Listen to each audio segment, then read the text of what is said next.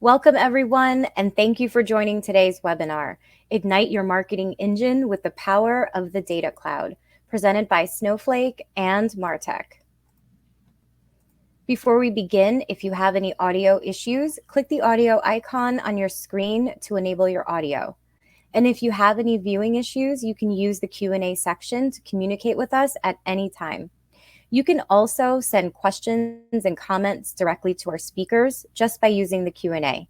Now, let's get to our presentation. Joining us today is Lorenzo Mello, product marketer at Snowflake, Libby Sneed, Senior Director of Marketing at Frontdoor, and Elizabeth Weddle, Director of Product Marketing at MessageGears. Thank you all so much for joining us today. Lorenzo, I will turn things over to you. Perfect. Thank you so much, Cynthia, and thanks for the opportunity to present here today. We're really excited to have the Frontdoor team and Libby in particular tell a little bit about the story that Frontdoor has gone through. And without further ado, I'll just cover really quickly the three main sections that we have for the agenda, which will then be followed by Q&A. So first, I'll start off and I'll highlight some of the market dynamics that we're seeing kind of really continue to shape the ecosystem today. And then share also how Snowflake can help you as marketers overcome some of those challenges. Next, I'll pass it on to Elizabeth, who will walk through MessageGears a little bit and how the architecture between Snowflake and MessageGears can really help deliver those differentiated experiences that all of you marketers really strive for. And then lastly, we'll hand it off to the main event, to the main attraction, which is Libby from the Frontdoor team. Who will share more about their story and how they were able to use the data cloud and MessageGears as really the foundation for their data transformation. And then, as stated, we'll round it off with some Q&A. So we encourage you to post those questions and keep them coming if you have them. So let's start with market dynamics. So for a topic, I think that has so much innovation and energy right now, I think really this is the best place to start, is around things we're seeing in the market today and things that really center around an increased urgency for modernizing data strategies. And so just to highlight a few things, number one, and this is intuitive because we as consumers ourselves, we all are consumers ourselves, and we kind of are starting to demand really that personalized experience. The first one is that personalization is no longer a surprise for us. It's actually become the standard that we have grown to expect. And the stat there is probably way higher than the 71% now. Of consumers that are expecting personalization. But at the end of the day, ultimately, if we're not happy with an experience as a consumer, we're going to be moving into a different experience or pursuing a different brand. And that in itself is applying some urgency and some pressure to business teams to really adopt data as a centerpiece for their strategies to really deliver those personalized experiences. In the middle, there is something really important to call out, which is related to budgets, and particularly budget declines that are really being felt in the industry. And this is important for a number of reasons, but in short, ROI is top of mind, obviously, for every marketer. And so that return on investment will need to come by way of growth delivered by new efficiencies because budgets are clearly stagnant. And then lastly, on the right side there, the importance of data-driven marketing is no longer taboo or secret. Really having a pure data foundation is no longer something that's an option for modern marketers.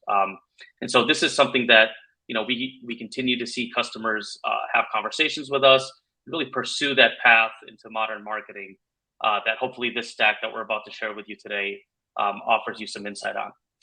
But all this to say that there's really multiple factors pointing to kind of this importance and increased urgency of organizations to really adopting a more robust and sound data strategy.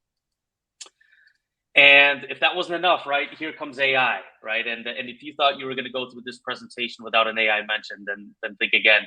The organizations that have their data strategies cleaned up, that have built strong data foundations, will be the ones that differentiate themselves successfully with AI and really are able to capitalize on this incredible opportunity that's in front of us.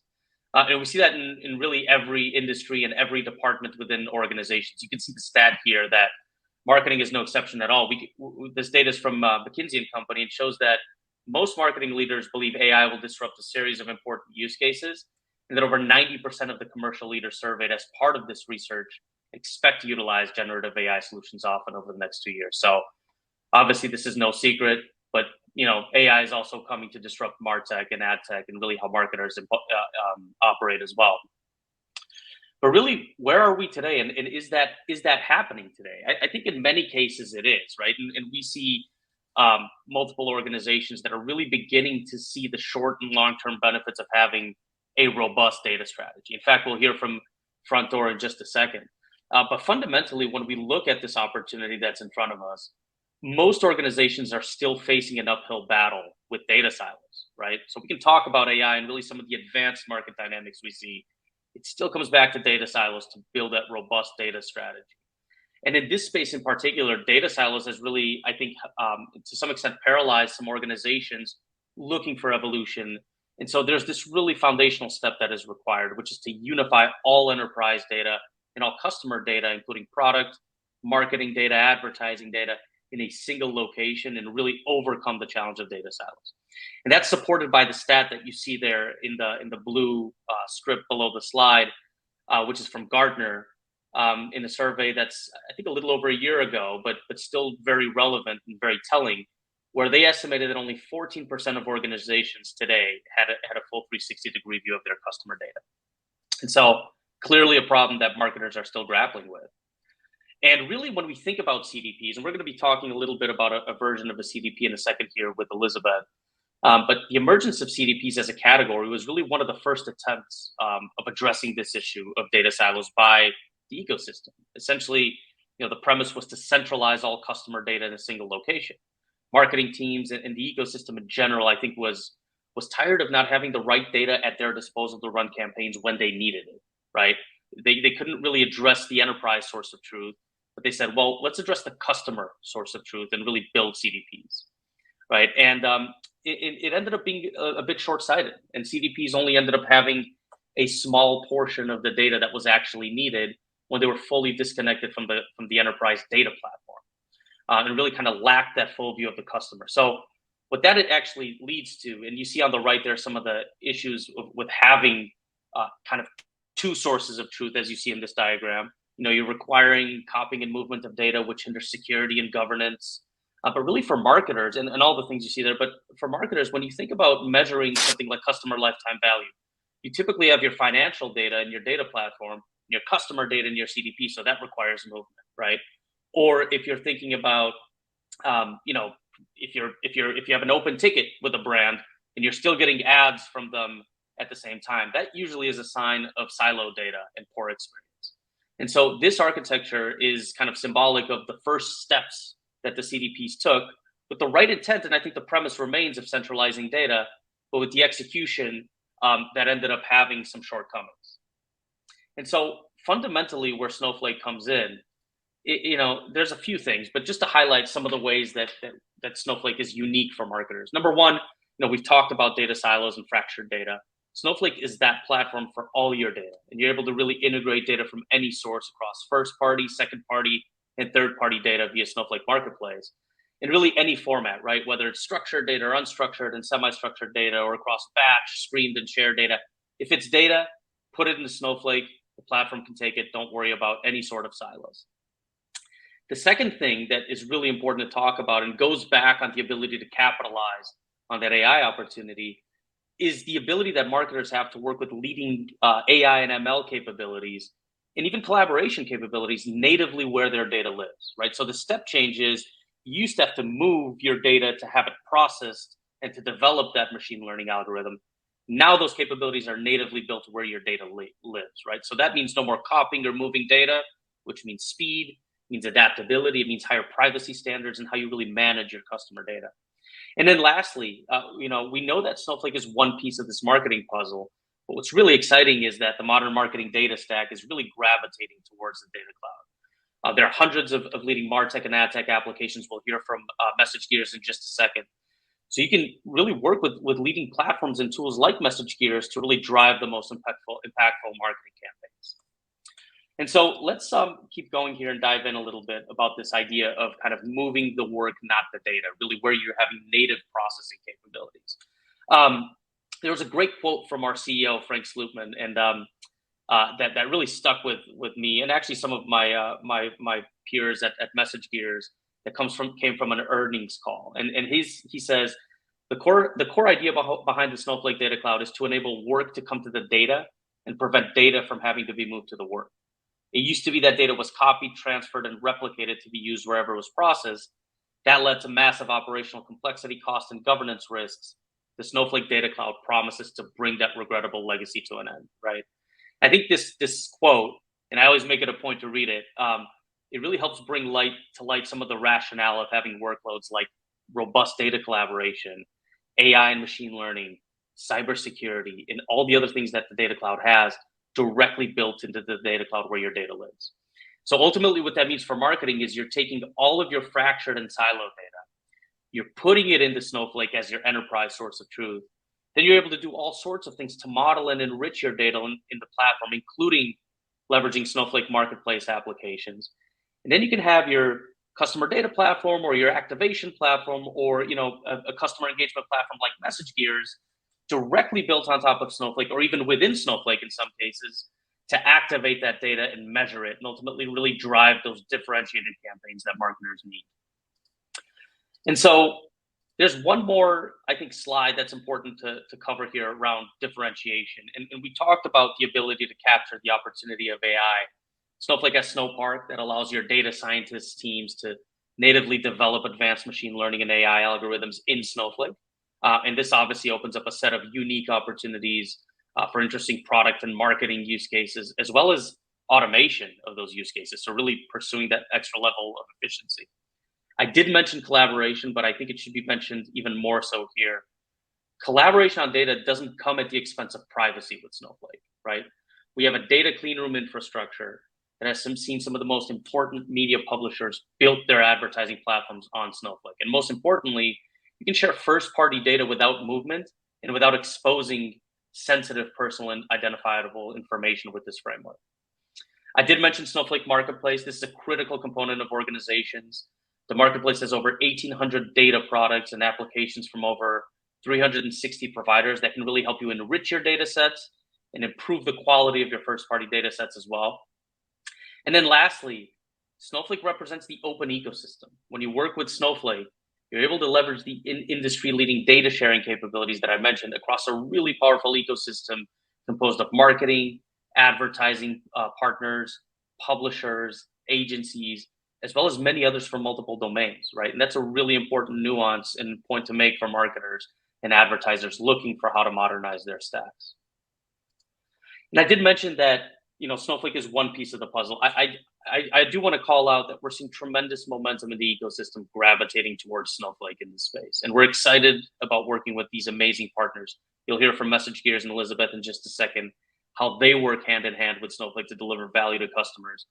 The message here is simple. If you're working with Snowflake, you're also working with best-in-breed applications and platforms designed to really deliver those seamless experiences in partnership with this ecosystem. So we're very excited about the direction that the ecosystem is going and how Snowflake and our partners are together able to deliver the top experiences for marketers. And last but not least, I think we've seen two types of CDPs be successful. I mentioned earlier in kind of the outdated architecture that if you're operating with a CDP that has a different silo, you're setting yourself back in our view. But there are packaged CDPs or CDPs with end-to-end capabilities that really do drive value for customers, right? And that's what you see kind of hidden on the left there, because we're going to go deeper into the composable offering. But just to touch on the left, this is where you have end-to-end functionality in the partners platform, right? So in this scenario, a CDP is either built on top of Snowflake and delivers capabilities as connected applications, or it's built on top of Snowflake as a managed application and leverages data sharing to exchange data securely, right? Without that ETL and without that friction that typical data movement has. On the right side, where we'll cover in depth today with MessageGears and Frontdoor's architecture specifically, you see the composable CDP, which essentially enables customers to leverage existing investments in Snowflake by layering on that activation layer to run marketing campaigns. So in this scenario, Frontdoor uses Snowflake as their platform and then uses MessageGears to deliver that activation capability for their own channels. We'll hear from Libby in just a second, but without further ado, Elizabeth, I think this is the perfect time to hand it off to you and kind of start discussing a little bit of how MessageGears and Snowflake make this composable CDP come to life. Sounds great. Thank you, Lorenzo. I will happily take it from here. So I'm Elizabeth Weddle. I lead product marketing at MessageGears. Very quickly, Lorenzo did a great job teeing us up. MessageGears is a customer engagement platform that works with large brands like Frontdoor, who are focused on delivering that highly personalized, actually real-time, relevant communication to their customers at scale. And most of our customers have come to us with a lot of the problems that Lorenzo mentioned earlier. So let's go ahead and dig in to a few of those to see if any of our attendees here are facing similar challenges today. Enterprises who have millions of customers have slowly and sometimes painfully discovered that legacy MarTech often gets in the way of meeting their customers' demands. And that means they're left with some real problems. Lorenzo pointed out earlier that 71% of consumers expect personalized experiences, but despite brands' best efforts to invest in their customer data to offer that personalization, you can see here 27% of consumers still feel like brands are falling short. That's often because even if brands have invested in a modern data warehouse like Snowflake, their legacy MarTech can't access or activate all of the rich behavioral, demographic, and even predictive AI intelligence that they've gathered, and brands can end up sitting on a literal gold mine. It gets even more challenging for the over 60% of marketers that face a limited budget, resource constraints, and are generally working with super small, agile teams who are constantly being pressured to do more with less. What this old way of working results in is money left on the table for brands. They've got inefficiencies to untangle. You've got siloed teams, as Lorenzo mentioned, where marketing might be dependent on engineers or data scientists to access and activate all of that rich customer data. You've got copies of disparate data sets floating in multiple systems. It's the marketer's actual nightmare. And truthfully, as a marketer myself, I can say that a lot of these issues are just the status quo that we as marketers have become accustomed to dealing with. What this sometimes looks like is something like this. Marketing teams are sitting on that gold mine with that rich customer data. You've got purchase history, customer interest, likelihood to purchase, loyalty status, preferred channel information that can often just be ignored because they cannot use it to improve the way you talk to your customer. We know that lack of personalization means not only missed opportunities to build relationships with customers, but Lorenzo put it perfectly earlier. It means your customer is likely going to choose to buy from another vendor who can directly speak to their needs. So I think we've made our point. The old way is broken. The good news is there is a better way. We see brands that we work with achieving huge success and overcoming these hurdles every day. These brands are delivering actually real-time, highly personalized, dynamic, and relevant communications, even at scale, on any channel, accessing everything they already know about their customers. Is it too good to be true? I just want to stop and point that out. Kind of sounds like a pipe dream. When I joined MessageGears earlier this year, I kind of wondered the same thing myself.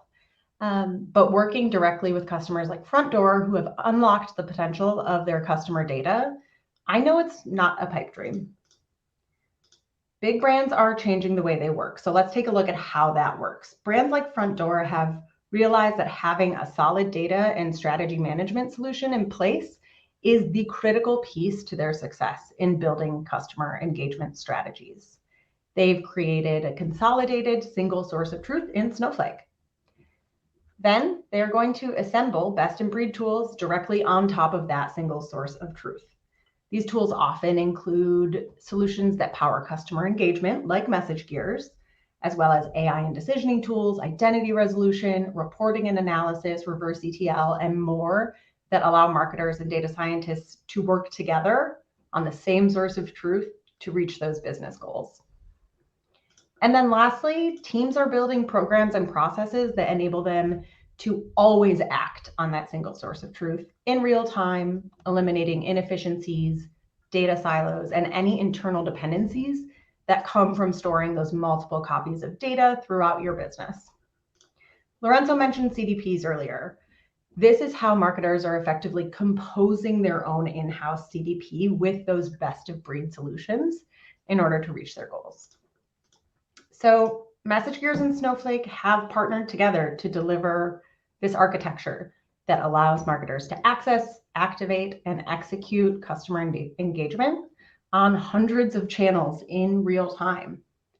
This architecture allows marketing teams like Frontdoor to be agile and respond to every customer interaction in the moment with highly personalized engagements. As you can see, many of the world's leading B2C brands have adopted this new way of working. So why don't we go ahead and hear directly from one of them. Libby, I will pass it over to you. Thank you, Elizabeth. So hi, everyone. I'm going to jump forward. I'm Libby Sneed. I'm the Senior Director of Lifecycle Marketing here at Frontdoor. And before I share an example of how we've been able to really tap into these great platforms and tools and bring it all together, let me first tell you a little bit about who we are. So Frontdoor has two brands with one goal: to make home ownership easier and simpler. First, we have American Home Shield, which is our traditional home warranty offering. Been around for over 50 years and has over 2 million members. Secondly, we have Frontdoor, which was launched back in April and is a home repair and maintenance app that gives consumers direct access to a live team of experts in their home. So when I try to think a little bit about how this all comes together, I want to give an example, or my favorite example, of how I think about the old approach and why I'm such a firm believer in this new approach. So with the old approach, imagine you're going on a trip from Seattle, which is where I'm from, but Boston is where I currently am. So that's why we're using those two cities. And in the old approach, it's like your data is going on this really big adventure. And maybe it first passes through Denver, goes back to Las Vegas, next goes back up to Washington and Bellingham, then goes all the way across the country to Miami. And then finally on its route to Boston, it's going to pass through Duluth, go back to San Francisco, and make its way to Boston. And I like to use this example because for me as a marketer, it helps paint the picture of what has to happen traditionally or in the old approach with where your data has to go to ultimately get where you need it to be able to build all the great campaigns that you want to. It's complicated, it takes a lot of time, and it's a recipe for things getting lost along the way, which as marketers, we need to be able to trust that the data we're using is what we expect it to be and is going to resonate with our consumers. And when you use the same example, with the new approach, it's like you're maybe making one stop along the way. Maybe you're passing through Denver, which is not totally out of the way, but you're getting from Seattle to Boston a lot more efficiently and a lot more quickly.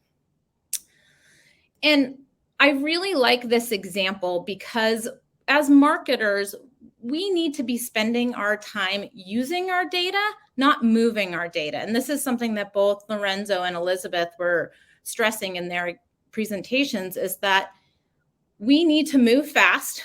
All of us have limited resources and limited time is the one that I really want to focus on.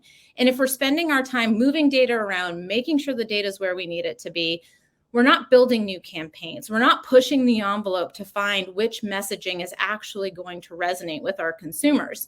And as marketers, that's our job. We should be focused on driving that next click, figuring out what words with what content is actually going to create that engagement that we need to be driving in order to drive success for our companies.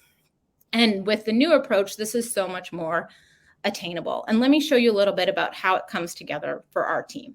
So first and foremost, our data is accessible in Snowflake. From there, we can enrich and enhance the data as we need to.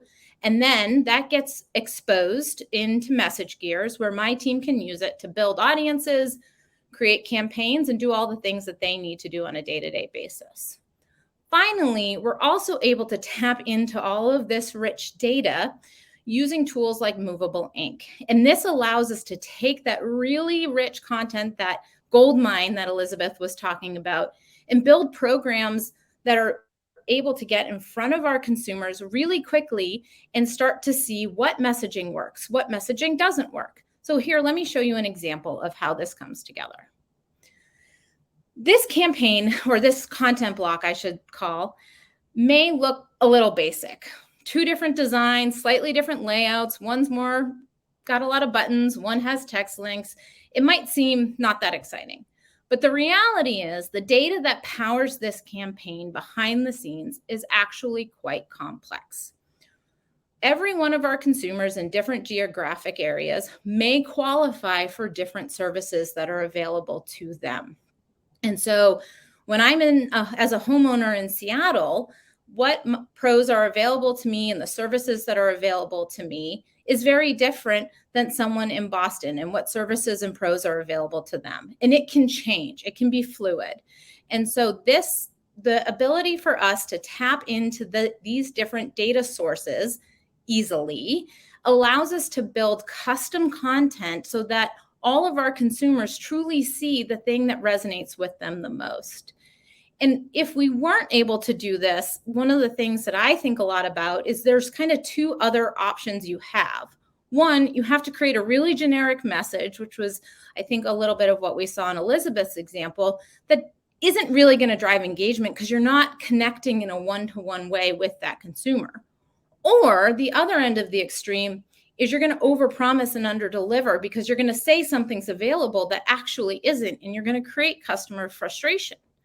Instead, we are able to surface and show our consumers exactly what's available to them so that they have the best experience for them when they're trying to engage with our products and services. And on top of all of that, we can run content testing. We can do things like this without it being days and weeks and massive amounts of time to build these programs. We're able to spin these up pretty quickly. And that's also a huge, huge benefit for us, because one thing I have learned in my years as a marketer is if you spend a lot of time on something, you want to maximize it. You don't want to let it go if you've had to invest so much energy into it. And that can sometimes be limiting because you end up trying to retweak and rebuild the thing that you've spent so much time on. When we're able to approach programs the way that we are right now, we can move quickly. We can think of something as like, hey, we got this quick idea. Let's throw it together, see what happens. If it works, great. Let's go do more of it. If it doesn't, okay, we learned. And that's a huge part of what we're able to now do is learn fast and move forward in a way that I haven't seen campaigns and programs be able to before. So when I think about what's next, I think my team is just starting to scratch the surface when it comes to expanded or hyper personalization. And the thing that I know we all hear as marketers is you need to send the right message at the right time to the right person. And the thing that I want to add to that I think when you're able to tap into these platforms you can do is it's the right message at the right time to the right person quickly. We are all constrained by resources and time. And with these platforms available to you, you can do all of that and you can move so much faster. Secondly is flexible segmentation. We can dial things up or dial things back as the needs of our consumers and our businesses change. And we're able to do that because of the way that these tools all come together. And finally, I know I probably sound like a broken record here, but our ability to execute and move quickly is of the utmost importance. And if there's one thing that I could stress, one key takeaway, it's this. My team can move faster. We learn faster. We find out what works and what doesn't work faster than I have ever seen teams be able to before because of the way that these platforms can really come together. And it's a huge value asset. And I am really excited about where we're going and some of the new programs we have coming soon based on all of this. So with that, I think we're going to turn it over to Q&A. I know there's a number of questions out there, so I'm going to call Elizabeth and Lorenzo back up onto the screen with me. Thanks so much, Libby. You're right. We do have quite a few questions. So we'll start. And the first one is actually for you, Libby. So can you walk us through a specific campaign or level of personalization that couldn't be done before? You know, I think the last example I gave is it's not that some of these couldn't have been done before, but the complexity that it can take to build campaigns like that, excuse me, it's almost like it becomes a non-starter because when you're trying to evaluate okay, we have this KPI we need to reach, we have this program that needs to get out the door, and you have all these P1 top priority competing things that you're stack ranking against each other, time is the thing that you end up being limited by. And the last example that I was giving, I think without our ability to tap into the rich data, use Movable Link to actually build the content and get it out the door quickly, it really changes the game. And again, it's not that you can't get there, it just takes so much longer to get there that your likelihood of prioritizing something or taking that on is so much lower, because we all have massive ongoing lists of things that have to get done. And ultimately it comes to, what do we have time for that's actually going to move the needle? Thanks, Libby. Elizabeth, a question for you from Frank. How can one go about achieving more personalization and automation with cross-channel marketing? That's a great question. We didn't talk too much about cross-channel specifically, so I'm glad we got this question. I think right now, the biggest opportunity for brands is to really utilize not only everything they know about their customer from things like purchase history or demographics, but also take into account all of the previous data you have on their engagement with each channel. So I may be someone who's more likely to engage on Instagram, whereas Libby's mom may be more likely to engage on Facebook or email. And so we can take all the data that we have and use a platform that can automatically suggest your next best action, next best channel, so that it's a time thing. You're saving your team's time by having to not manually take into account your customer's preferred channel.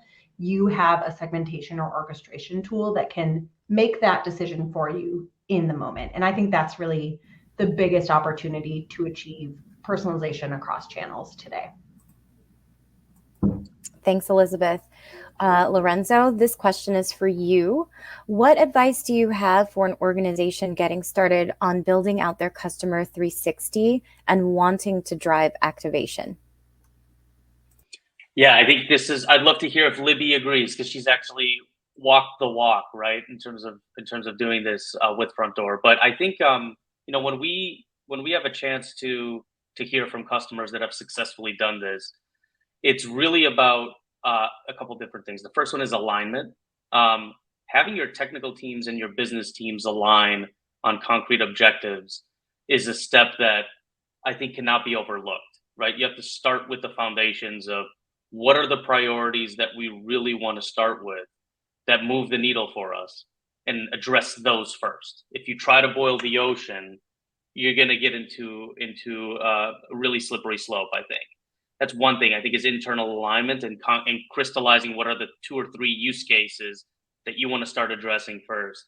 And then I think it's just the ability to iterate. It's not going to be absolutely perfect on step 1, right?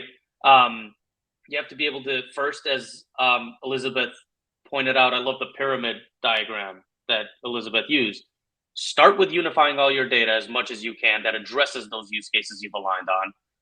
Then understand what tooling allows you to accomplish what you're looking to do, right? And so when you ask specifically about activation, MessageGears is certainly one that you want to look into, for example, to do that on top of Snowflake. You start with unifying your data, then you evaluate exactly what you're trying to address with use cases and figure out what platform is able to accomplish that.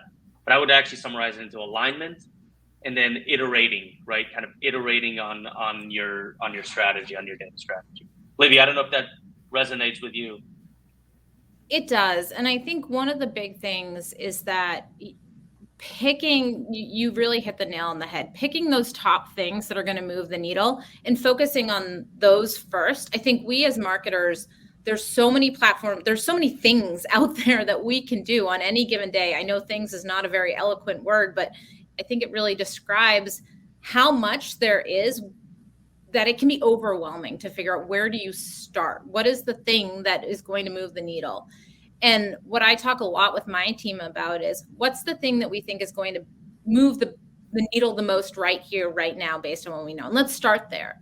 Because if you try to do it all at once too, what ends up working, the message that connects with the consumer, may not be the thing that you thought it was going to be. And so again, if you try to do too much too fast, you're not going to get to those learnings. And if you can focus and pick a handful and focus on those and build around those, then you're going to start to learn. And again, then you're going to be fluid. You're going to be able to say, oh, wow, I had no idea that that way of doing it is the thing that is going to unlock the next round of clicks, the next big step in conversion.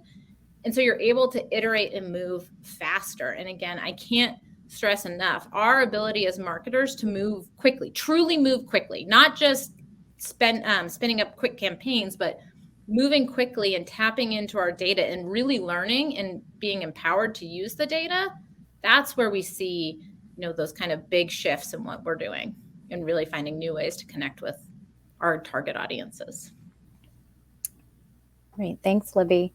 We do have another question that came in for you. Would you say that all teams were happy with the approach, or was there some pushback from technical groups? I'm thinking back to it because we've actually been on the MessageGears platform for almost 3 years now. And so it's been a little bit since we made our transition. And we did have that alignment. We went into this with we're going down this path, and we're going down this path together. And so there's a lot to learn along the way. But I don't recall big pushback or anything like that. All right, Libby, thanks. Question for you, Lorenzo. Customer data platforms are a hot topic, and there's a lot of conversation and energy on CDPs. But the Frontdoor team opted to put data into Snowflake to execute on Customer 360, completing it with tools like MessageGears for activation. What are your thoughts on using a CDP? And maybe if you can share with us your rationale for customers using the data cloud for your single source of truth for marketing data versus going with the CDP. It's a loaded question, but I think and I think it's, I'm sure you'll get different opinions from different people. I think at the end of the day, whether you're using a CDP and with the kind of traditional sense of the word that has that kind of end-to-end functionality, or if you're using the model that the Frontdoor team has opted to use that Elizabeth covered as well, the composable approach, you really can't function well as a marketer without having your data unified, right? And so there are models of CDPs that use frictionless data sharing with Snowflake, where all your data is sitting in Snowflake. There are other models that have kind of modular applications that sit on top of Snowflake. Or you can go this composable model, which says, hey, your Snowflake is actually the unified data, and we just cover that last mile of segmentation, activation, really some of that marketing tooling that is so important. So my opinion on it is that you should never operate your marketing campaigns with a separate source of truth, regardless of how you get that done, whether it's through an end-to-end functionality platform like a CDP or something that is very specialized that you're looking to do. You shouldn't compromise on that. And so I think that's important. I will also say that you should be asking yourself questions, again, tying back to what Livy just mentioned. What are those core use cases you want to address? And what's the tooling that allows you to get that done? How technically adept and comfortable is your organization?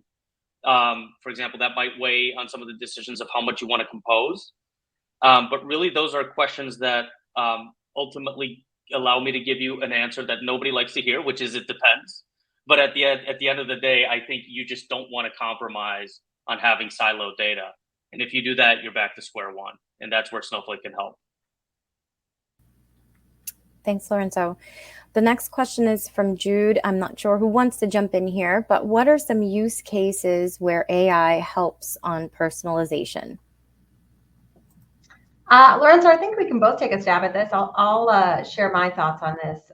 Some of the things we're really focused on at MessageGears right now are helping helping brands make a better decision on what to send in the moment. So that might be using all the data you have in Snowflake to use AI and modeling to determine your customer's likelihood to purchase. And that can inform what and when you send a message to them. Similarly, you may want to use AI and models to calculate propensity to churn, optimize the send time based on previous engagements, as well as AI for actual content. So a lot of customers are leveraging AI and solutions such as Movable Ink to use AI to power every single email and the content within each email to make better decisions.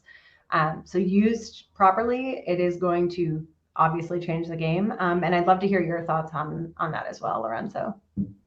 Yeah, I think those are spot on, Elizabeth. I would add, and it touches a little bit on what you mentioned, but things like upsell and cross-selling recommendations. You have purchased a product. What is the next thing that should be potentially placed in front of a customer? That level of personalization and almost even kind of going into next best action on a service front are use cases that we're seeing a lot of energy around. I think it's still early to see customers really doing this using this new generation of AI, but it's been around with AI for a long time. I think another thing that when we think about is the actual interaction with a customer, like when you're thinking about things like virtual assistants and chatbots, right? Those are getting data from somewhere and can personalize their interactions in a way that's very fluid, I think. And so the question is an interesting one, because we could probably do a round 2 webinar, Elizabeth, just on this topic, right? On how AI will disrupt all the use cases and all the different parts of the value chain in marketing and advertising. But I think it's going to be exciting, because I think everybody's aware that this new, generation of AI will allow AI to come to the hands of almost everybody, as opposed to just the specialized folks that are able to query on data. So very exciting stuff, and I think you covered it well. Thanks, Lorenzo. I think that's a great idea. And if our audience agrees, chime in, let us know. Our next question from TJ: is MessageGears Platform built on top of Snowflake's technology, or is it used as the data storage architecture? Yeah, I can't reiterate this one enough. MessageGears is not storing or hosting data. We are directly connected to Snowflake, eliminating all of those inefficiencies that Libby focused on earlier of time, copies of data, moving data.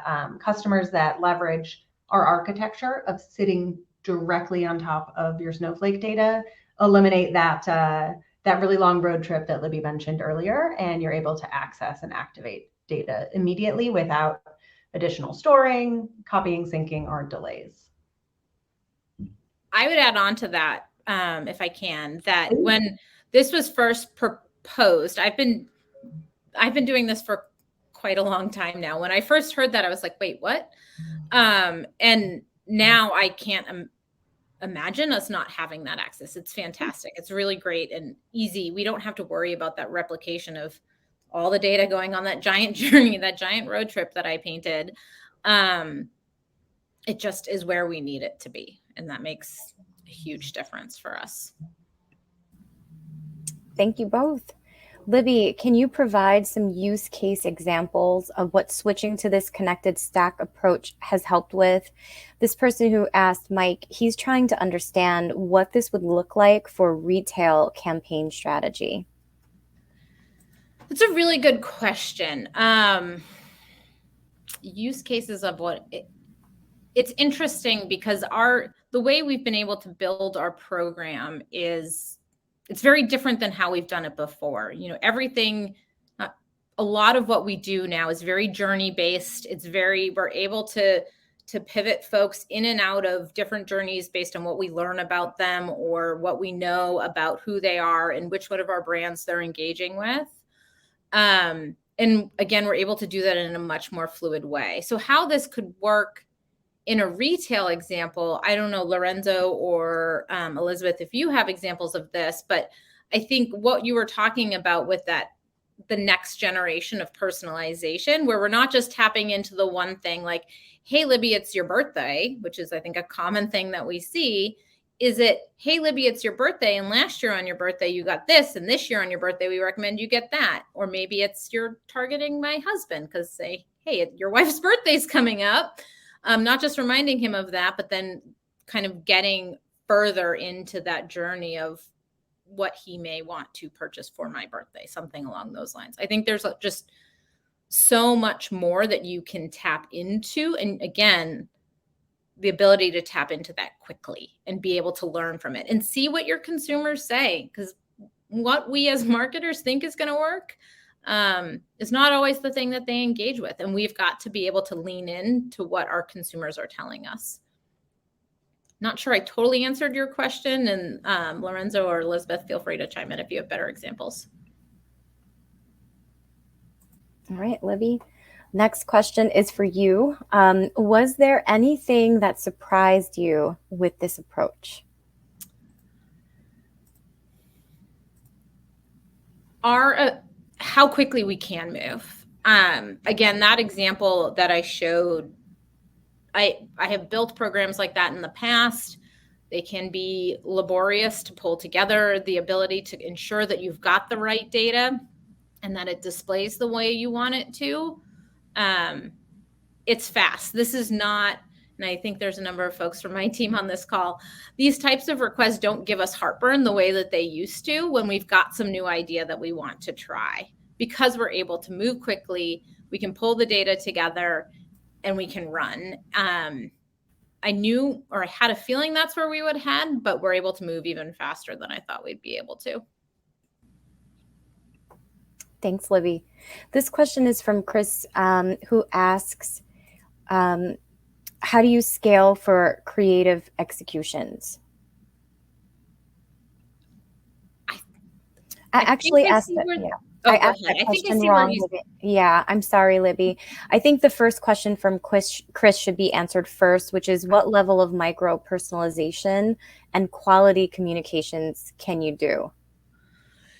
The possibilities are endless. And I think when you partner with a company like a Movable Ink, which this is the third part of this equation for us, is the ability to not only have access to the data, and then we're able to use Movable Ink to tap into the creative element of it. So the visuals that our consumers see, the hero graphics, those content modules, we are able to start to pair the data with the words and the messaging that we get from our creative and our brand teams. And then we're able to say, okay, there are literally 57 different ways that we could package this.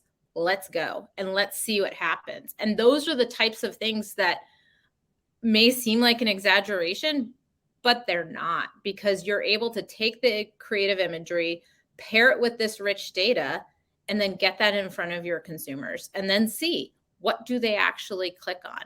What do they actually convert based on, and run?